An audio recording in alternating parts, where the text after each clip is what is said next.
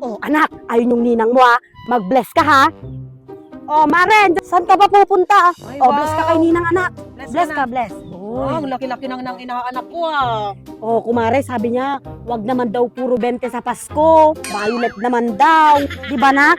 Uy, Mare, hindi pa yata nakakapagsalita yan eh. Ikaw lang yung nag-ano na naman dyan. Ano ka ba, Mare? Marunong to magsalita. Di ba, anak?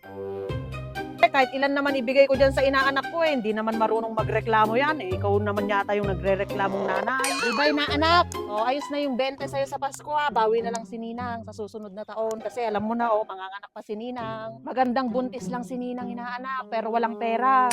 Ano ka ba naman, kumare? Dagdagan mo naman. Buti nga si kumpare, nakakuha ng 13-month pay. Baka may bonus pa nga siya eh. Huwag ka naman masyadong demanding. Eh alam ko naman lahat ng napapaskuhan ng mga anak mo, eh pinanguhulog mo lang sa lending mo. Hindi naman napupunta sa bata. Imbis na ibili mo sana ng mga gamit nila. Kaya ngayon, hindi ko nabibigyan ng pera yung inaanak ko. Ternong damit na lang ang bibilin ko para hindi mo na iuhulog sa lending mo. Kakuripot mo naman, kumare. Bakit sa tingin mo yung benteng binibigay mo, mapanghuhulog ba yun ng lendeng? Eh pandagdag pa yon sa mga sabit mo. At saka nung magbibinyag yung anak mo, nakasalubong mo lang ako. Bigla-bigla mo na lang akong kinuhang ninang. Biglaan mo akong kinuha. Wala sa presyo yung nabibigay ko dyan sa inaanak ko, Mare. Nasa pagmamahal at malasakit.